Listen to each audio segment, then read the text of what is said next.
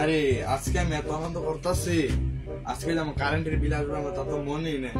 আর আজকে কিস্তি একটা দিয়েছি, একটু খালি কোথায় থেকে আনি, না থেকে কোনো কিছু করতেছে না, এমনকি কাজও করতে পারছি। সুব্রত চন্দ্র দাস বাড়িতে আছে? জি বাড়িতে আছি। কে?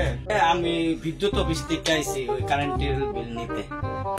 এ মাসে তো আপনার অনেক টাকা বিল আইছে, লাইট চালান, টিভি চালান, ফ্রিজ চালান, অনেক কিছুই চালান। এ মাসে কি বিল দিতে পারবেন? না স্যার, আমি 10,500 টাকা আপনার কিস্তি দিচ্ছি, বড় মাসে দিলে বিলটা হয় না। না, আমরা তো সরকারি চাকরি করে, আপনার দেওয়া লাগে, অফিস থেকে আমরা কইয়া দিচ্ছি। দেখেন না স্যার, চেষ্টা করে। আচ্ছা, তো এ মাসে বিল আইছে 62,560 টাকা বিল আইছে আপনার। আপনার বিল পরিশোধ করেন তাড়াতাড়ি, আমার অফিসে দেরি আছে।